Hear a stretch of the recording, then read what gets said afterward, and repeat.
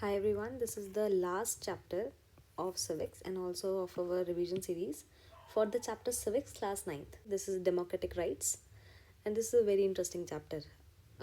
In the ninth class, this chapter is my favorite. Okay, so let's dig into it. Introduction. This chapter revolves around the rights of the citizens of India. What rights you have and what they can do if anybody violates them. कोई आपके rights को violet करता है तो आप क्या कर सकते हो और आपके राइट्स है क्या at the very first place.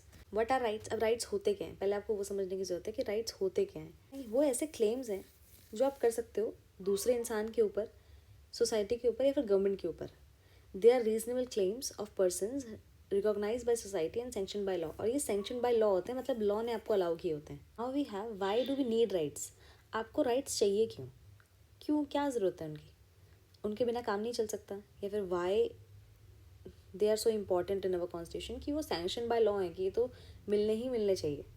ठीक है, तो इसमें आपकी बुक में दो केसेस दिए हुए हैं जिनको हमें रीड करना और अंडरस्टैंड करना ज़रूरी है.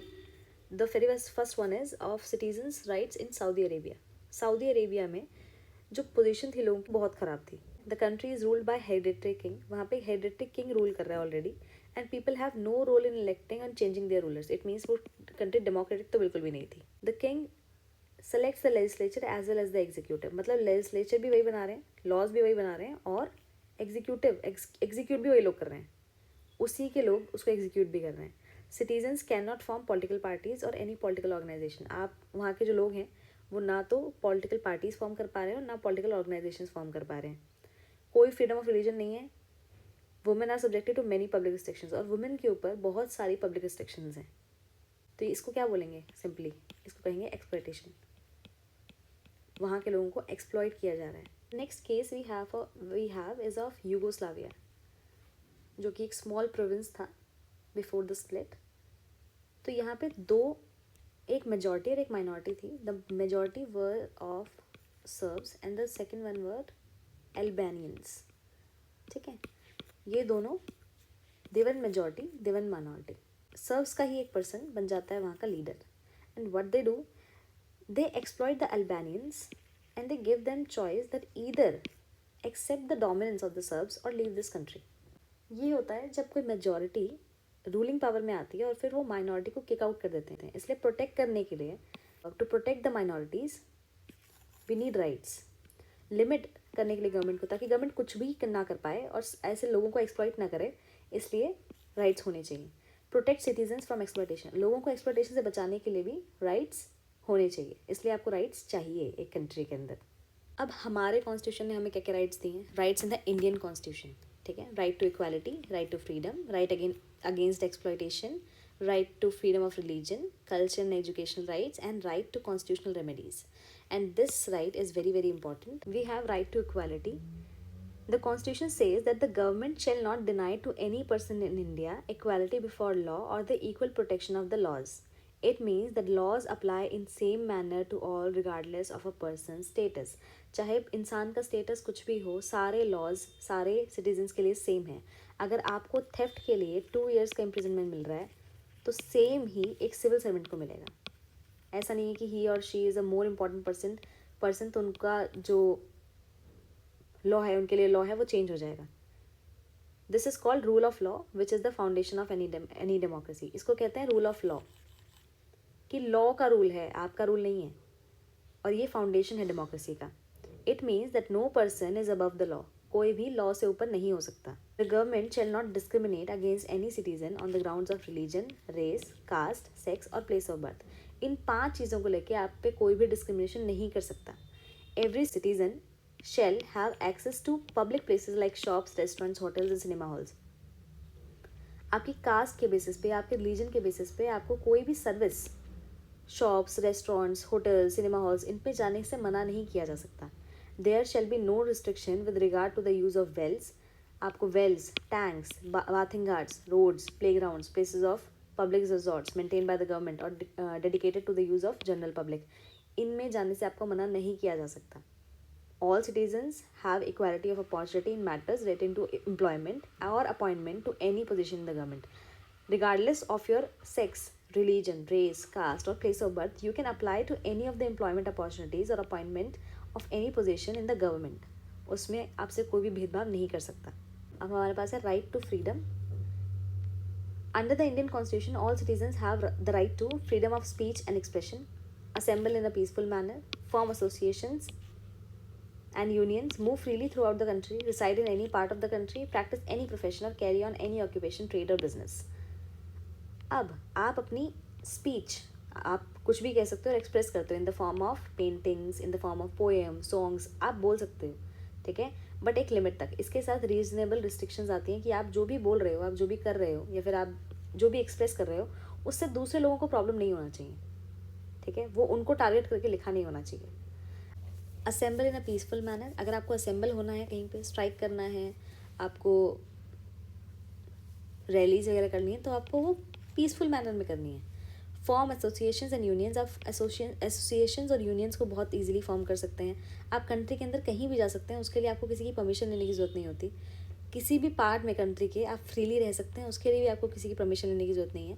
प्रैक्टिस एनी प्रोफेशन और carry on the occupation, trade और बिजनेस, आप कोई भी प्रोफेशन में जा सकते हैं, कोई भी ऑक्यूपेशन स्टार्ट कर सकते हैं, ट्रेड और बिजनेस कोई सा भी कर सकते हैं जो आपको अच्छा लगता है। But you can not exercise your freedom in such a manner that it violates other rights to freedom. आपका बिजनेस, आपका प्रोफेशन वो ऐसा नहीं होना चाहिए कि दूसरों के राइट्स अफेक्ट हो जाएं। आपका स्पीच और एक्सप्रेशन, आपका पीसफुल मैनर ये होना चाहिए, और इनसे कोई और या फिर किसी और इंसान के राइट्स को वायलेट नहीं होना चाहिए। अब आता है राइट अगेंस्ट एक्सप्लॉयटेशन। ये हमने पहले भी पढ़ा था, और ये वन ऑफ द रीजंस है कि क्यों हमारे पास राइट्स होने चाहिए, ठीक है ना। राइट्स अगेंस्ट एक्सप्लॉयटेशन क्या है?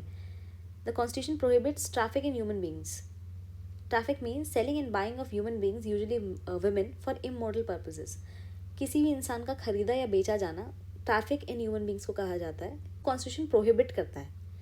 Our constitution prohibits forced labor or bigar in any form. Bigar is a practice where the worker is forced to render service to the master free of charge or at a nominal remuneration. आपसे पूरे दिन काम कराना, या तो free of cost या फिर nominal remuneration, की बस ऐसे ही थोड़ा सा पैसा दे दिया और पूरे दिन आपसे काम करवाया, है ना। और फोर्स लेबर, कोई आपसे ज़बरदस्ती करके आपसे काम करवा रहा है जब आप नहीं करना चाहते। When this practice takes place on a lifelong basis, it is called the bonded labor. और जब यही प्रैक्टिस बहुत ज़्यादा टाइम तक चलती है, उसे बॉन्डेड लेबर कहा जाता है, और ये कॉन्स्टिट्यूशन प्रोहिबिट करता है इसको। कॉन्स्टिट्यूशन चाइल्ड लेबर को ही प्रोहिबिट करता है। Under this no one can employ a child below the age of 14 साल से नीचे के बच्चे को आप काम में एम्प्लॉय नहीं कर सकते। घर का बिजनेस है तो वो अलग बात है। To work in any factory और माइन और in any other hazardous work such as railway और पोर्ट्स, आप इनको यहाँ काम करना अलाउ नहीं कर सकते। बल्कि 14 साल के बच्चे के लिए कॉन्स्टिट्यूशन के अंदर मैंडेटरी एजुकेशन का प्रावधान भी है।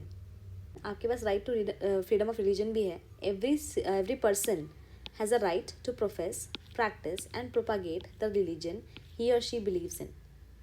आपको उसको प्रोफेस करने का, प्रैक्टिस करने का, उसे प्रोपागेट करने का पूरा पूरा राइट है।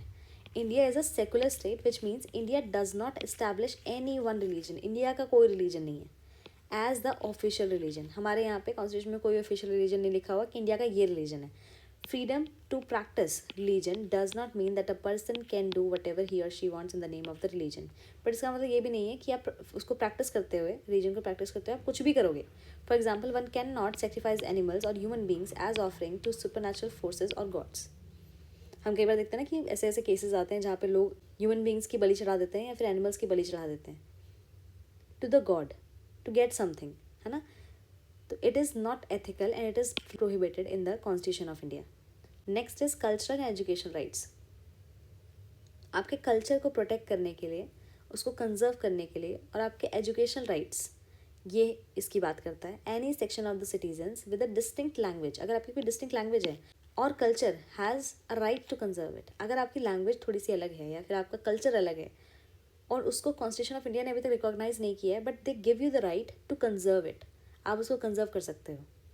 Admission to any education institution maintained by the government or receiving government aid cannot be denied to the citizen on the grounds of religion or language।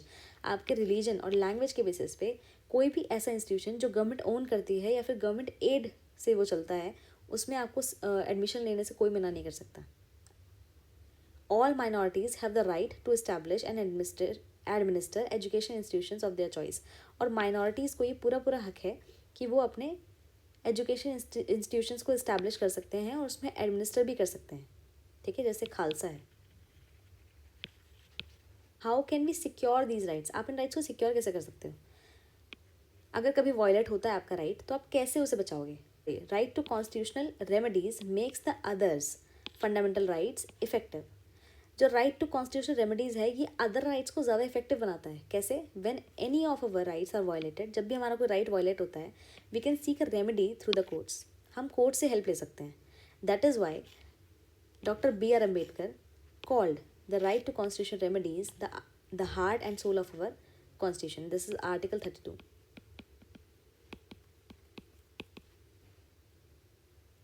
अगर आपका कोई भी राइट वायलेट होता है, तो आप डायरेक्टली हाई कोर्ट या फिर सुप्रीम कोर्ट में पिटिशन डाल सकते हो। First one is fundamental rights are guaranteed against the actions of the legislatures, the executive और any other authorities instituted by the government. Fundamental rights आपको गारंटी देते हैं कब? Against the legislature and the executive. अगर कोई legislature या फिर executive जो इंस्टीट्यूशंस हैं, ये आपके किसी भी राइट को वायलेट करते हैं, तो आप जाके इनकी जो कंप्लेन है वो कोर्ट्स में कर सकते हैं। There can be no law और action that violates the fundamental rights. ऐसा कोई भी लॉ और एक्शन नहीं हो सकता जो आपके फंडामेंटल राइट्स को ही वायलेट कर दे। If any act of the if any act of the legislature और द एग्जीक्यूटिव टेक्स अवे और limits any of the fundamental rights, it will be invalid. और अगर ऐसा कोई लेजिस्लेचर एग्जीक्यूटिव है भी जो आपके लिमिट्स और पावर्स को टेक अवे करता है, आपके राइट्स को अफेक्ट करता है, तो उसको invalid, null and void declare कर दिया जाता है। सुप्रीम कोर्ट और हाई कोर्ट के ना काफ़ी सारे जजमेंट्स आते हैं, जिसमें उनकी स्टेटमेंट में से हम कई चीज़ें डिराइव करते हैं, और ऐसे करते करते ओवर द टाइम जो हमारे राइट्स हैं उनका स्कोप जो है वो बहुत ज़्यादा एक्सपैंड हो गया है। Fundamental rights are the sources of all rights. Our constitution and the law offer a wider range of rights. Over the year the scope of rights has been expanded. हमारे rights बहुत ज़्यादा expand हो गए हैं। From time to time the courts give judgments to expand the scope of rights. First, certain rights like the right to freedom of the press. क्या बोला मैंने? Right the freedom of the press, press की freedom. ये लिखी हुई नहीं है constitution के अंदर, बट हमें पता है क्योंकि कोर्ट्स ने अपने जजमेंट्स में हमें बताया है कि फ्रीडम होनी चाहिए प्रेस की। राइट टू इन्फॉर्मेशन, हमारे पास राइट टू इन्फॉर्मेशन है। राइट टू एजुकेशन, आपके पास राइट टू एजुकेशन है, and it is also mention in the constitution, are derived from the fundamental rights. Now school education has become a right for Indian citizens, है ना? हमारे लिए school education एक right बन गया है। The governments are responsible for providing free and compulsory education to all children up to the age of 14 years. 14 years तक की एज के बच्चों के लिए गवर्नमेंट रिस्पॉन्सिबल है कि उनको free and compulsory education provide की जाए। Parliament has enacted a law giving the right to information to the citizens. Even आपके राइट टू इन्फॉर्मेशन में पार्लियामेंट ने लॉ भी इनेक्ट कर दिया है। The Supreme Court has expanded the meaning of the right to life to include the right to food. Article 21 हमें बताता है कि राइट टू लाइफ क्या है, कि आपको जीने का पूरा हक है। Constitution provides many more rights which may not be fundamental rights. For example the right to property.